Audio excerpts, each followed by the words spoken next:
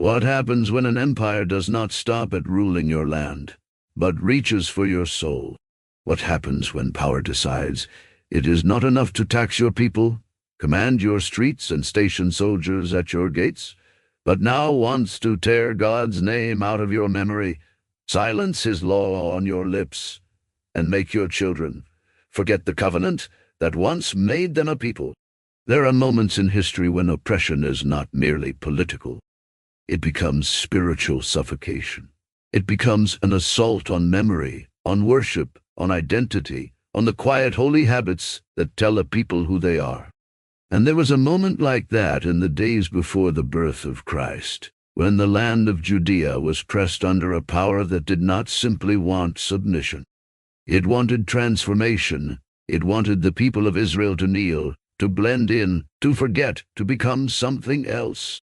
This is the story many believers have heard about only in fragments, if they have heard it at all. It is a story buried in the shadows of what some call hidden Bible history. It is the story of first Maccabees, a story of desecration and resistance, a story, fathers and sons, of old men who refused to bow, of young men who fought with almost nothing but courage, memory, and the conviction that obedience to God was worth more than safety. It is the story of what happens when faith says, "No, don't fear," because most great battles do not begin on the battlefield. They begin in a smaller place, in a quieter place, in the secret courtroom of the human heart. They begin when one person, under pressure, with every reason to compromise, decides there is a line that cannot be crossed. And once that line is drawn, history changes. To feel the force of this story, you have to understand the world that produced it. You'll have to go back to the thunderstorm that swept across the ancient world in the form of Alexander the Great. In just a handful of years, Alexander of Macedon shattered old kingdoms, crushed empires, crossed borders men thought were permanent, and spread Greek power and Greek culture from the Mediterranean to the edges of India. He was not only a conqueror, he was a carrier of a civilization. Language, philosophy, architecture, athletics, theater, politics, beauty, reason, ambition. Hellenism moved with his armies like a river spilling into every valley it touched. And then, just as suddenly as he rose, Alexander was gone. Dead young, his empire too vast to remain whole, too new to be stable, too full of ambition to stay united. His generals carved it apart like vultures descending on a fallen lion. Out of that division rose rival kingdoms, and among them two would matter most for the land of Judea. The Ptolemies in Egypt, the Seleucids in Syria. Caught between those powers, Judea became what small nations often become when giants collide. A borderland, a prize, a pressure point, a people living under the shadow of decisions made elsewhere. At first, the danger was not always obvious. This is how cultural conquest often works. It does not begin with open desecration. It begins with attraction. It begins with prestige, with the subtle seduction of belonging to the winning world. Greek became the language of status. Greek cities displayed strength and sophistication. Greek customs carried the glamour of the future, and for some in Judea, especially among the elite, the temptation was real.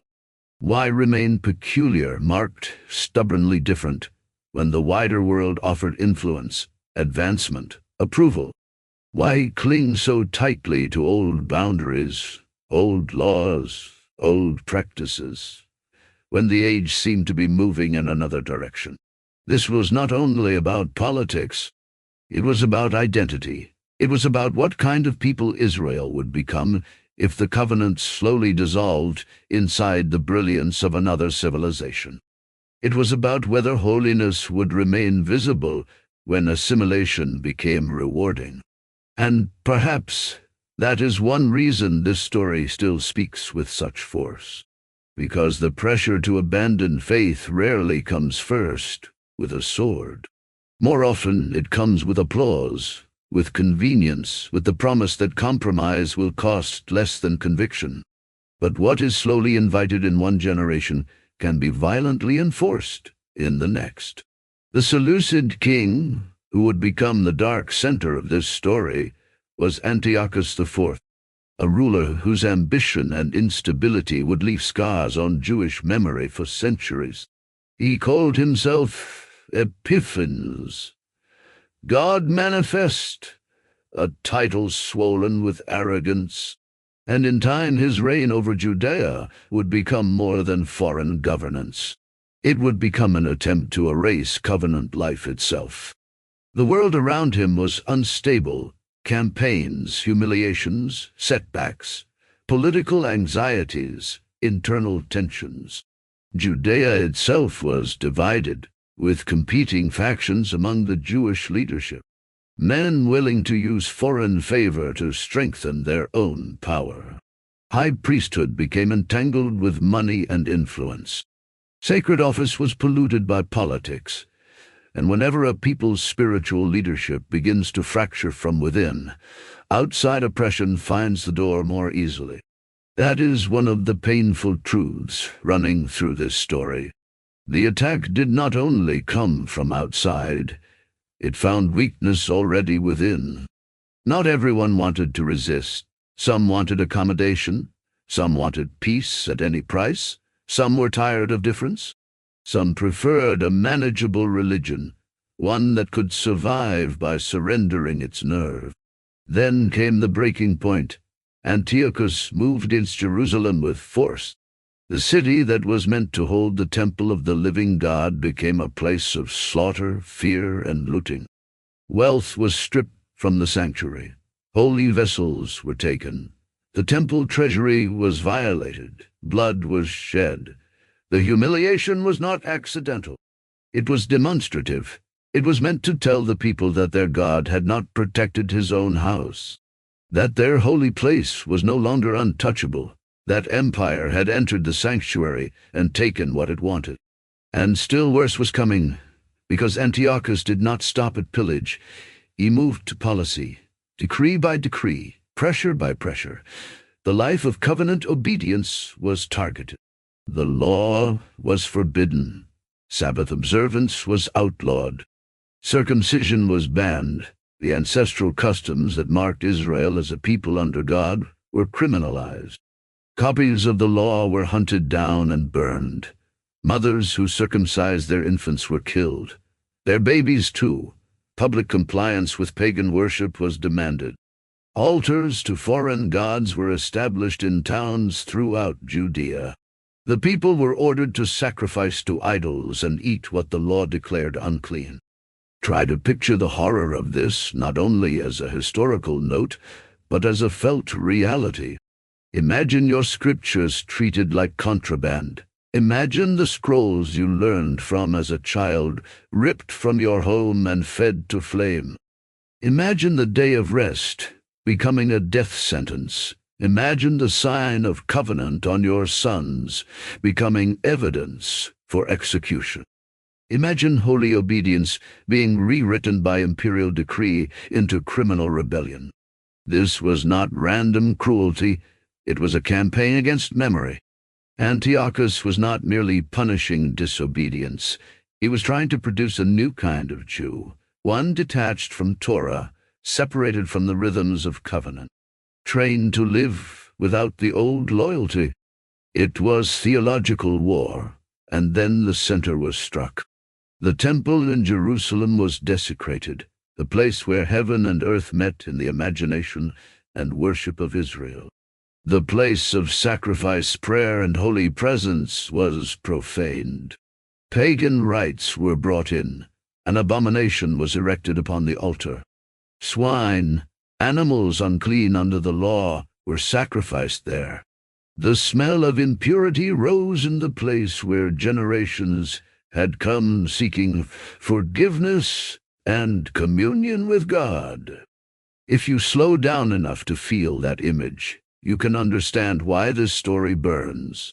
This was not merely national defeat. This was spiritual outrage. The altar of the God of Israel mocked by foreign worship. The holy courts defiled. The sanctuary turned into a stage for insult. And everywhere the same question spread like smoke. What do you do when faithfulness becomes dangerous? What do you do when survival seems to demand compromise? What do you do when your children could live if you bend? When your home could remain standing if you conform? When your name could stay out of official records if you simply go through the motions and keep your private beliefs tucked away where nobody can see them? These are not easy questions. They never have been. That is why the story does not begin with a warrior charging across a field. It begins with a people choking under pressure, each household forced to decide what obedience is worth. Some submitted, some adapted, some tried to survive quietly, and some resisted in hidden ways, keeping the law as they could, grieving the desecration, mourning in secret, holding fast in caves, wilderness, and whispered remembrance. But hidden resistance alone was not going to turn the tide.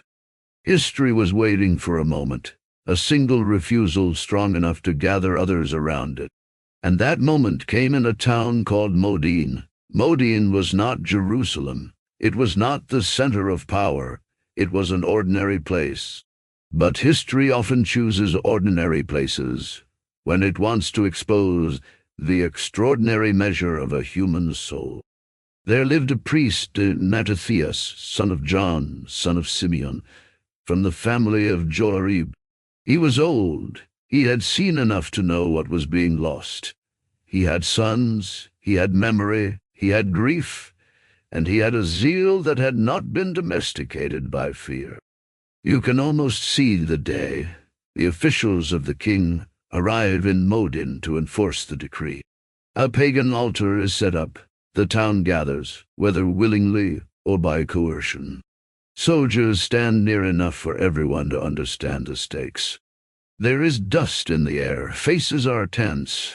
Nobody wants to be first. Everyone knows what the empire expects. Then the officer turns to Mattathias. Of course he does, because empires understand symbols.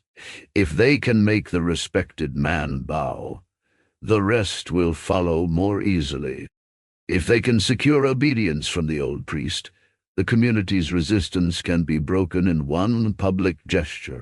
So they do not begin with threat alone. They begin with persuasion, honor, flattery. Come, you are a leader. You are esteemed. Set the example. Offer the sacrifice. The king will reward you. You will gain silver, favor, position. You will be counted among the friends of the ruler. And perhaps beneath all of that is the unspoken sentence every occupied people knows how to hear. If you do not do this, things will become very difficult. That is the scene, an altar not dedicated to the God of Israel, an empire asking a priest to legitimate apostasy with one public act.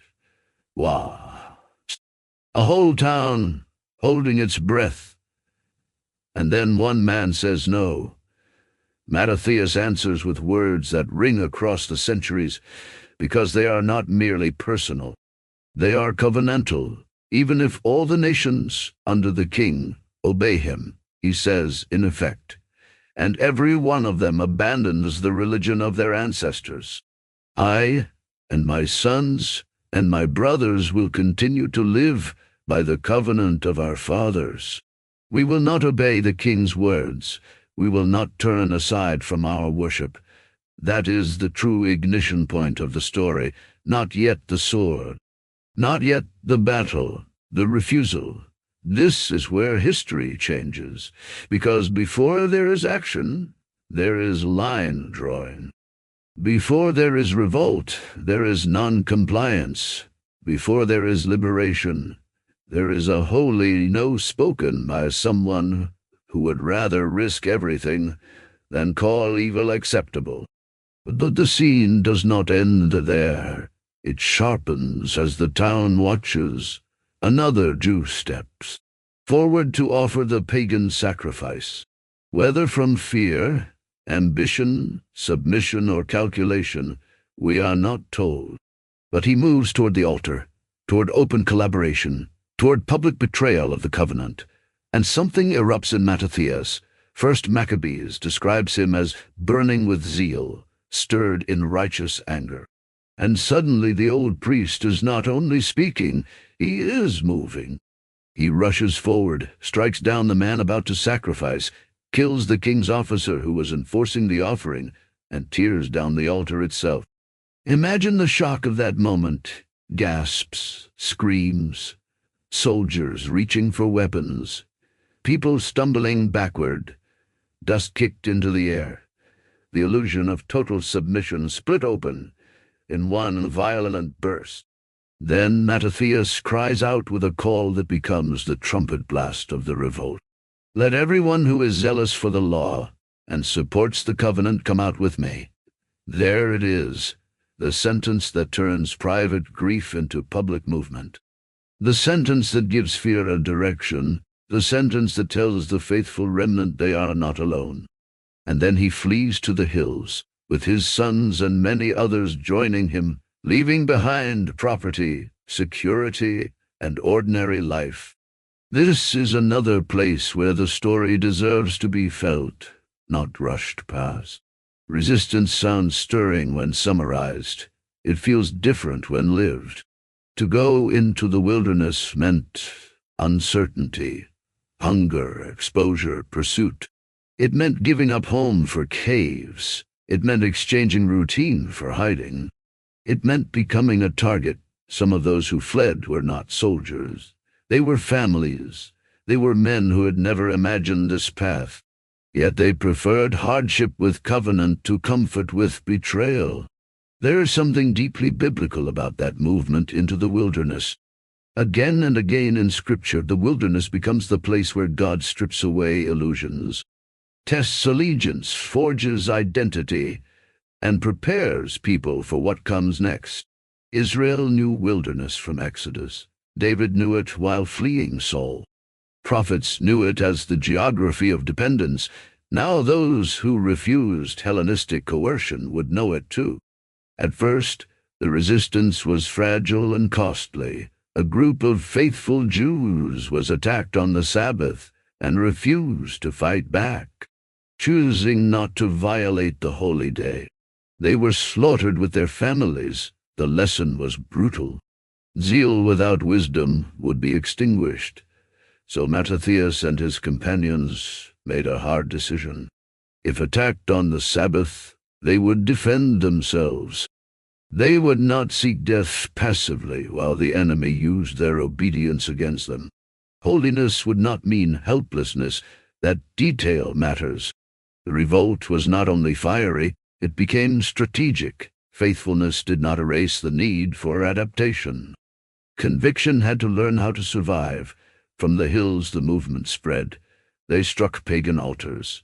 They tore down signs of forced idolatry. They circumcised children who had been left uncircumcised in the terror of persecution. They moved through towns and countryside like sparks through dry grass, restoring courage where fear had settled in. They were not powerful by the standards of empire. They did not command massive resources. But they carried something harder to crush than numbers: moral clarity, and that is often why tyrants fear the faithful more than the armed.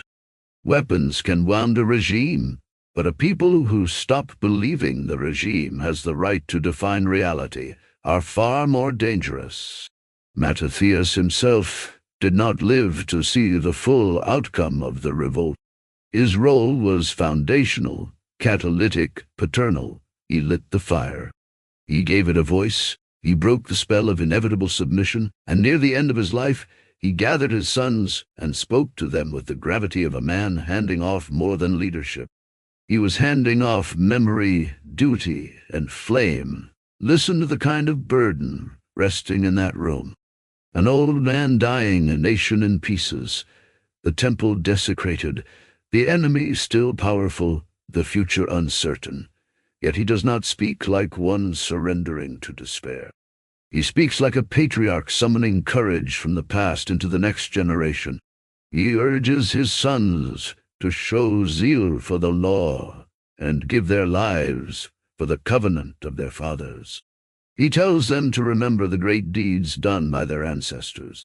Abraham found faithful in testing, Joseph preserved in affliction. Phinehas prays for holy zeal, Joshua, David, Elijah, Hananiah, Azariah, Mishael, Daniel. He places their current suffering inside a much older story. That is one of the most powerful acts a leader can perform in dark times, to remind people that their crisis is not the whole story, that they belong to a line, that courage has ancestors. Then he appoints leadership. Simon, he says, has wisdom and shall be a father to the people. But Judas Maccabeus, his son fierce in battle, is to lead the fight. Here the story pivots. The old priest who started the rebellion passes the torch. And into the widening fire steps the son whose name will thunder through the rest of the book. Judas Maccabeus, the hammer. Even his name sounds like impact, and the tradition around him bears that same force. He is introduced not merely as a military commander, but as a figure of rising hope. A man able to gather scattered courage into directed action. A warrior, yes, but also a symbol. When people looked at Judas, they did not only see a fighter, they saw proof that resistance still had a future. Now here is where lesser storytelling would rush into battle scenes without first understanding what made Judas dangerous. It was not sheer numbers, he rarely had them. It was not superior equipment. He often lacked that too. What made him dangerous was a union of faith, agility, morale, and timing. He fought like a man who knew that fear in the enemy can be as decisive as steel, and confidence in the faithful can multiply the worth of every sword. Again and again the story will show this pattern. Judas and his men are smaller, outmatched on paper, facing professional forces with cavalry, armor, and experience. Yet they know the terrain, they move with speed, they strike where the enemy is exposed, and above all, they believe that the contest is not determined by military arithmetic alone. That belief does not turn the revolt into fantasy. It does not erase blood, exhaustion, risk, or grief. But it does give the fighters a center stronger than panic. Before battle, Judas calls the people to remember how God has delivered his people before. He invokes the Red Sea, where pharaohs might drown. He reminds them that victory does not depend on the size of an army, but on strength from heaven. These speeches matter because they reveal something essential. Judas is not trying merely to inspire men psychologically. He is reordering what they think power is. For people crushed by empire, that is revolutionary. Empire wants you to believe that visible force is ultimate, that iron and horses are final, that once institutions turn against you, the story is over. Judas stands in the gap and says, No, numbers are not the final measure. No, fear is not prophecy. No, the God of our fathers has not vanished, because Antiochus put an idol in the temple. And with that theology of courage, the revolt becomes a campaign. There were a series of clashes that built the reputation of Judas and weakened the confidence of the Seleucid-aligned forces. Apollonius came against him and was defeated. Saron, commander of the Syrian army, also fell.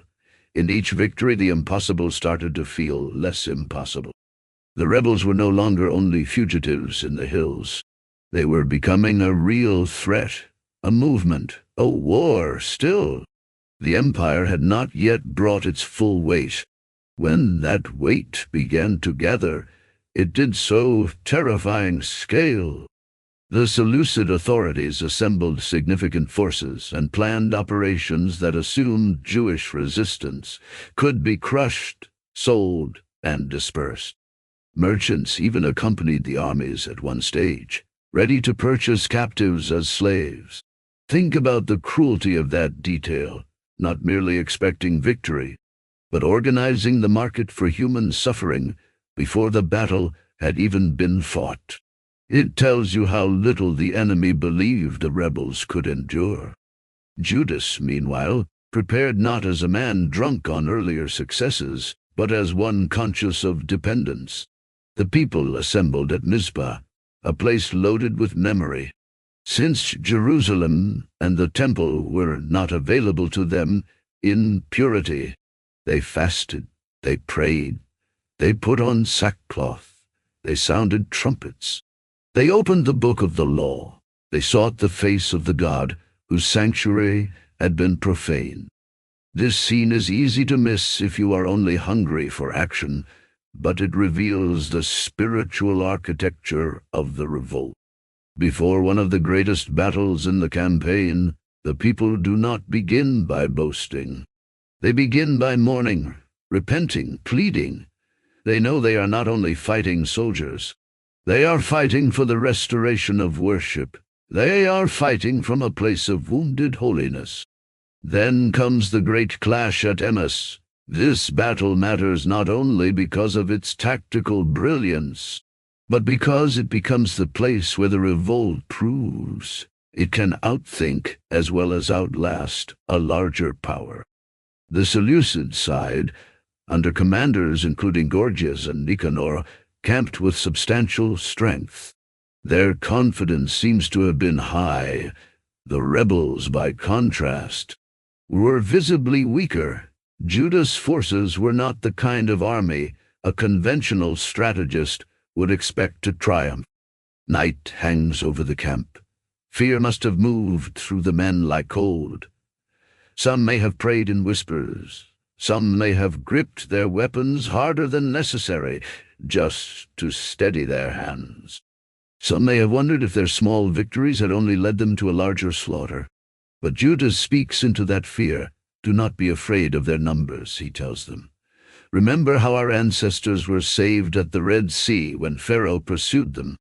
Let us cry out to heaven, and maybe he will favor us and remember his covenant. There's the center again. Memory, covenant, heaven. Gorgias, thinking like an empire commander, attempts a night strike. He goes out to hunt the rebels, expecting to catch them in their camp. But Judas has moved, while Gorgias searches the hills. Judas leads his men against the main Seleucid camp. The rebels fall upon it, set it ablaze, and turn the enemy's confidence into chaos. Imagine dawn breaking over Emmaus, smoke rising, fire licking through tents. Horses screaming, men waking into panic, supplies lost, command structure disrupted, the neat calculation of the empire dissolving in confusion. Then Gorgias returns and sees the camp burning. Whatever certainty he carried into the night vanishes in the morning light. This is how underdogs win, not by pretending they are stronger than they are, but by understanding where the larger force is brittle. Judas did not meet the enemy where the enemy expected. He broke rhythm, shattered expectation, and struck at the psychological center of the army. The result was more than a battlefield success. It was a revelation. Judea could fight. The rebels could survive contact with major imperial force and prevail. The assumption that resistance was futile cracked wide open. And more than that, Emmaus preached a message without words to every frightened household, still deciding whether to risk allegiance. The story is not finished. The oppressor is not invincible. The God of Israel has not abandoned his people to silence forever. Victories like that change the emotional landscape of a nation. Hope is not merely a feeling in moments like this. It becomes evidence. It becomes something you can point to, something your children can whisper about in the dark. Did you hear? They struck the army, the camp burned, the mighty fled, but Judas did not treat victory as permission for complacency. The struggle was not over. The Seleucid apparatus could still reorganize. Antiochus was still on the throne. Jerusalem was not yet purified. The temple remained desecrated, so the campaign moved on. One of the next major turning points came at Beth Zur. By now the revolt had matured. It was no longer just the story of a local uprising. It had become a serious challenge to imperial control in the region. The forces aligned against Judas still possessed material advantages, but the spiritual and strategic confidence of the rebels had grown. They had seen what disciplined courage could do. They had learned that the enemy could be disoriented. They had learned that fidelity was not doomed to be passive.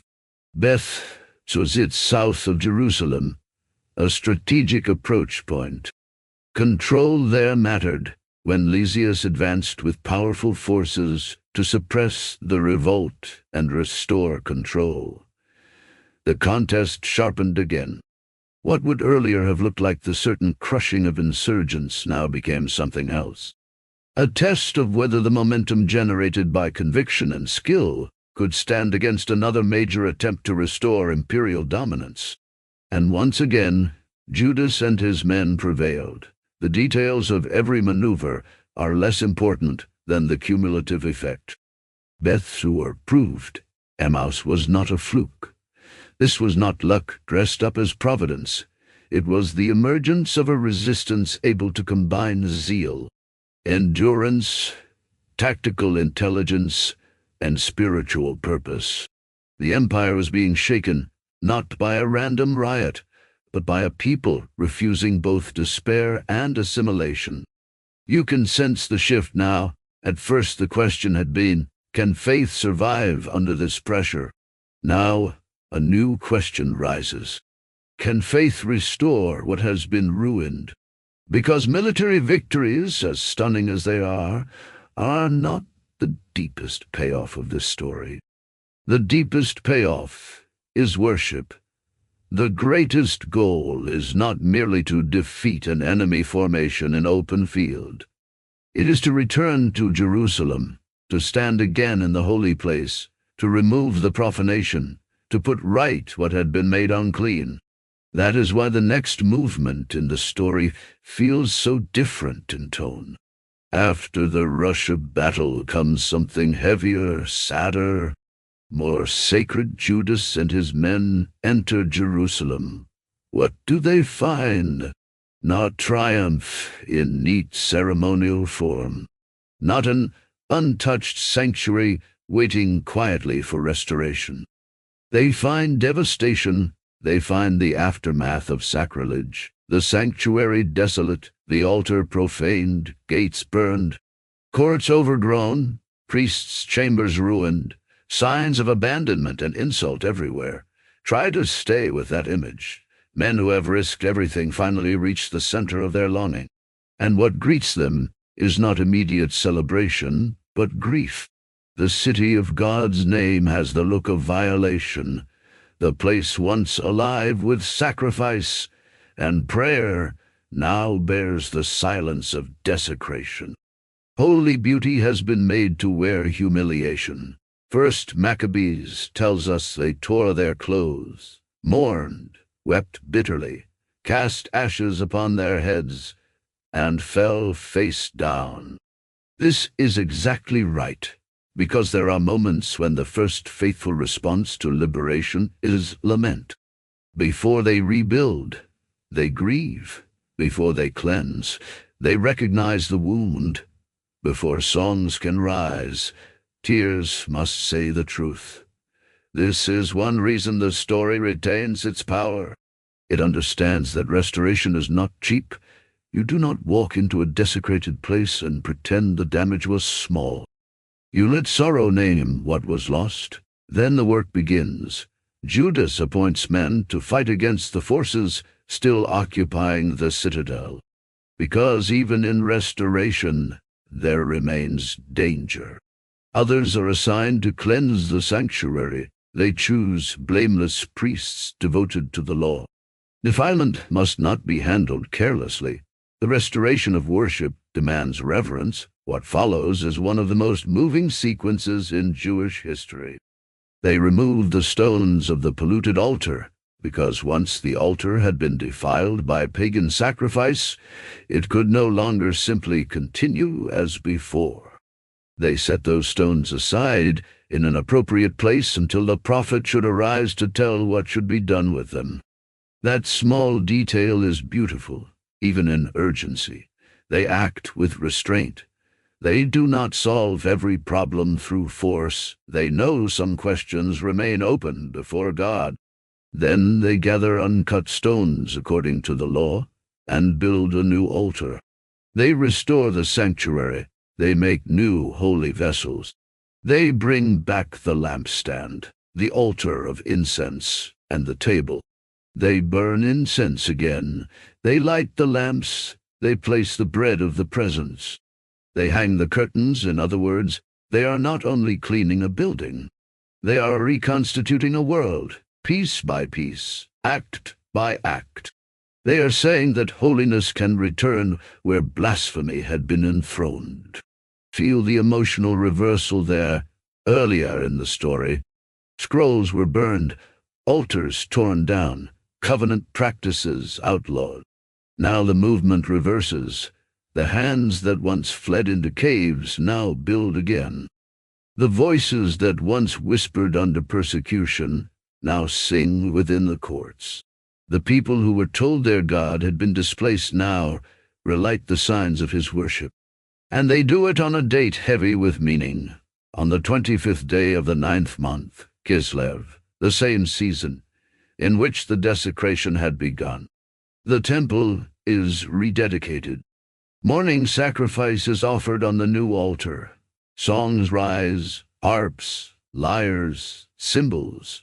The people fall on their faces and worship and bless heaven, who has prospered them. Can you imagine that sound after so much silence? Music in a place once used for mockery. Blessing in a place once filled with insult. Faces on the ground, not in terror now, but in adoration. The house that had witnessed profanation now filled again with the movements of consecrated joy. This is the spiritual payoff of the whole first arc of the Maccabean story. Not merely survival, not merely revenge, not merely political space, the return of right worship, the reclaiming of a holy center, and yet the memory of this dedication would grow even larger in Jewish tradition. First Maccabees tells us that the dedication was celebrated for 8 days with gladness, like the Feast of Booths, because during the crisis that feast had not been properly observed.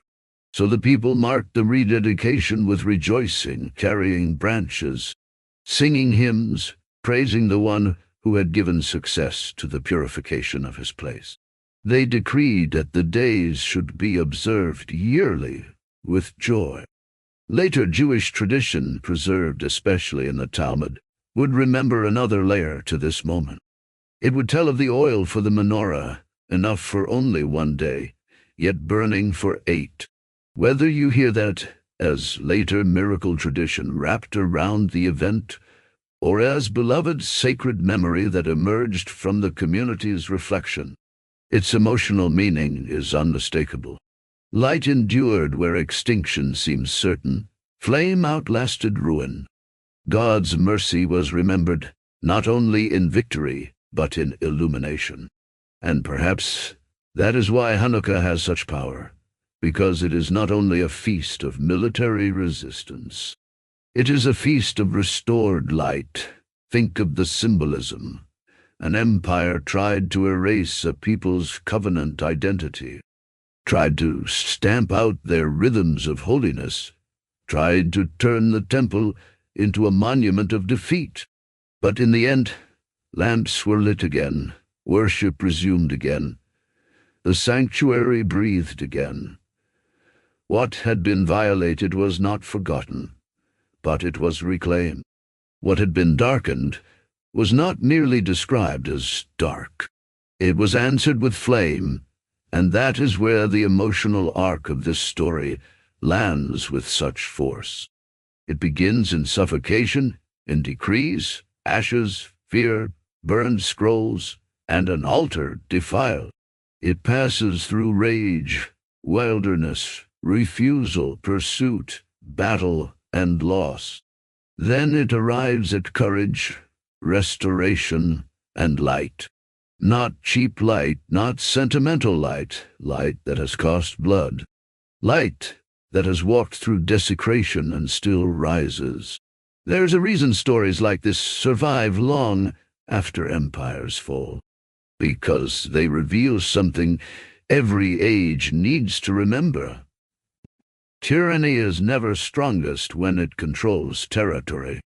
It is strongest when it convinces a people to internalize surrender. It wants more than outward obedience. It wants inward collapse. It wants the faithful to decide that resistance is pointless, that holiness is too expensive, that compromise is maturity, that public conformity and private memory are enough. But First Maccabees says otherwise. It says the turning point comes when someone refuses that lie, when someone stands in the square at Modin and says, "Even if everyone else bows, I will not." When someone in the wilderness decides faithfulness matters more than comfort. When a son takes the charge of his father and turns despair into disciplined courage. When a people remember who they are strongly enough to rebuild the altar stone by stone. You may notice that the story never pretends courage feels easy. Mattathias does not act in a world without cost. Judas does not fight with guarantees. The temple is not restored without first being found in ruin. This is not a fairy tale about instant deliverance. It is a testimony that holy endurance can outlive profanation. And maybe that is why the story presses on the conscience so deeply. Because all through it runs one searing question: what do you do when pressure tells you to kneel? Not when kneeling is comfortable. Not when it is symbolic only. When kneeling would preserve your ease, your place, your safety, your reputation. When the machinery around you has normalized compromise so completely that resistance seems extreme. What do you do then? The answer of this story is not hidden. You stand, you grieve if you must, you tremble if you must, you flee if you must, you fight if you must, you rebuild if you must. But you do not kneel before what profanes what God has made holy. And notice something else. The victory did not begin in Jerusalem. It began in a village. It began before the armies clashed. It began in one human heart that would not collaborate. That matters because it means the deepest front line is not always where history books first look. Sometimes the first battlefield is conscience. The first revolution is fidelity. The first act of deliverance is the refusal to let the empire narrate what is normal. That old priest in Modin could not know exactly what his refusal would unleash. He could not see Emmaus yet. He could not see Beth Zor yet. He could not see the lamps lit again in the temple courts. He only knew that there are moments when silence becomes surrender, and that to remain faithful, he had to speak and act. One decision, one line drawn, one altar torn down, one cry into the air. Whoever is zealous for the law and stands by the covenant, follow me. That is how the fire began. It began with a refusal to let desecration define reality. It began with the conviction that obedience to God is not negotiable, even when every surrounding structure tries to make compromise look wise. It began with a man who understood that if he bowed publicly, the whole town would be taught how to abandon itself. And then it spread through hills and caves, through prayer gatherings and military assemblies, through fathers, sons, and unnamed faithful ones whose courage history remembers only collectively, through speeches before battle, through tears in the ruined sanctuary, through hands lifting new stones onto a new altar, through lamps burning where darkness had tried to settle permanently. This is the kind of story that does not merely tell you what happened. It asks what kind of person you would have been inside it. Would you have hidden and hoped to survive? Would you have said inward faith is enough, while outward obedience bends? Would you have convinced yourself that one sacrifice on one day means nothing? That God will understand, that wisdom and compromise are the same thing? Or would you have felt in your bones that there are moments when preserving life by betraying holiness is its own form of death? These are hard questions, and the story does not ask them to condemn quickly, but to awaken honestly. Because the pressure to kneel never disappears entirely from history. It changes costume, it changes language, it changes mechanism. Sometimes it is imperial decree, sometimes social reward, sometimes fear of exclusion, sometimes the exhaustion of long pressure, sometimes the voice whispering that resistance will not matter anyway. But every age must answer. That is why Hanukkah, at the end of this arc, matters so much. It is not only a remembrance of temple rededication. It is a memorial to refusal rewarded by restoration. It is the annual declaration that desecration is not the end of the story, that what was profaned can be purified, that what was darkened can be lit, that what was crushed can still become the place where holy joy returns.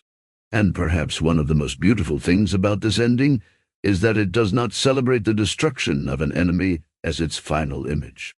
It celebrates light. The story rises beyond battle into worship.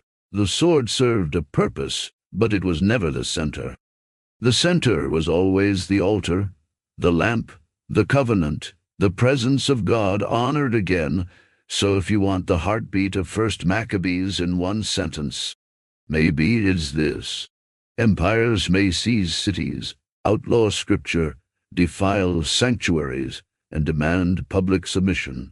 But they cannot extinguish the light while even a remnant refuses to kneel. That is the lesson carried from Modin to Jerusalem, from the broken square to the restored temple, from the old priest's refusal to the festival of dedication. A line was drawn, a fire was lit, a sanctuary was cleansed, and in the end, the lamps burned again. The empire had horses, armor, decrees, threats, gold, officials, prestige, systems. It could command bodies, but it could not finally command worship.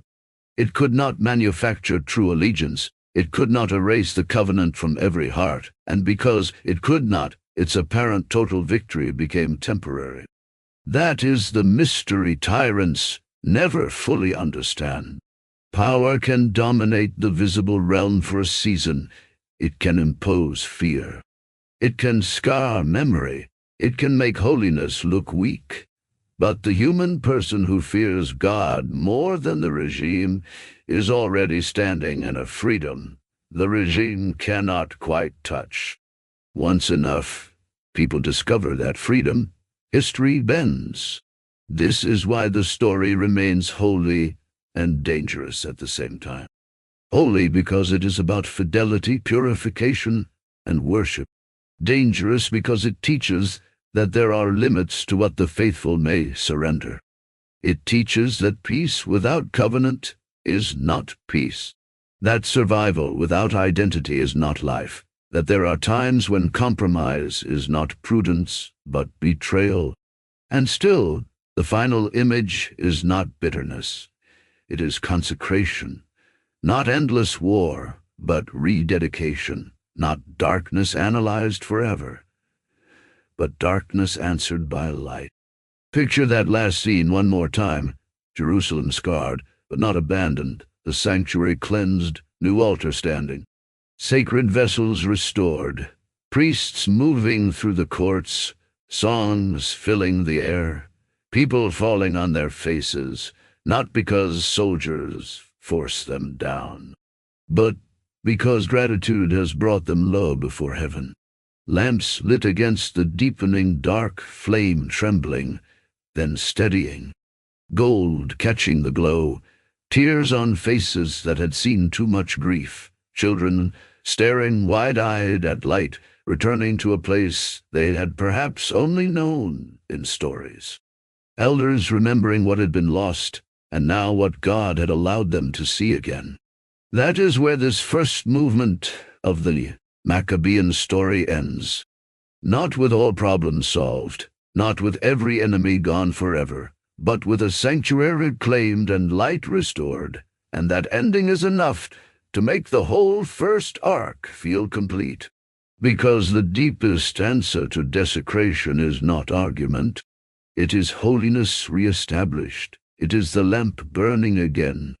So remember the order of the story. First came the crushing pressure. Then came the demand to bow. Then came the refusal. Then the blow that shattered fear. Then the wilderness. Then the gathering. Then the sun rising in the Father's place. Then the impossible battles. Then the march back to the wounded center. Then the tears. Then the cleansing. Then the fire of worship. Then the light from suffocation to sanctification. From desecration to dedication. From terror to testimony. From empire's command to heaven's remembered covenant deed. And maybe that is why this ancient story still feels startlingly alive. Because somewhere in every generation there comes that same confrontation. Not always with an altar of stone, not always with soldiers standing in a square, but with pressure, reward, threat, and fatigue, all asking the same thing. Just bend a little. Just give this much. Just make peace with what dishonors the holy. Just kneel enough to survive, and the answer that echoes from Modin to Hanukkah is still the same. No, no, not because the faithful are fearless. No, not because they know exactly how deliverance will come. No, not because the cost is small, but because some things are too sacred to trade away. Because covenant is not a costume, because worship belongs to God alone, because the story of the people of God has always been carried forward by men and women who decided that pressure could wound them, but could not really find them. And when enough people hold that line, light returns. The books can be burned, and still the words remembered. The altar can be defiled, and still rebuilt. The city can be occupied, and still reclaimed. The people can be hunted, and still endure. The night can be long, and still not final. That is the witness of First Maccabees. The battle did not begin when armies met in the field. It began when one man under pressure refused to bow. It began when faith looked at power and said, "You may command my death, but you will not command my worship." And from that refusal came revolt. From revolt came restoration. From restoration came dedication. And from dedication came light that has been remembered for generations. The empire wanted to erase the name of God from the life of his people. Instead, it helped carve into history a testimony of how fiercely the faithful can cling to him when everything sacred is threatened. The decrees are gone now, the king is dust. The armies have vanished, but the story remains. A priest in Modin, a cry in the hills, a hammer in battle, A ruined sanctuary, fresh stones, sacred fire, and light burning where darkness had sworn to reign. That is how this chapter ends. The city had been taken, the altar had been defiled, the law had been forbidden, the faithful had been hunted, and still, in the end, the lamps were lit again, because kingdoms rise and fall, tyrants rage and disappear, sanctuaries can be broken, but light, when guarded by people who will not kneel, returns. One day. 8.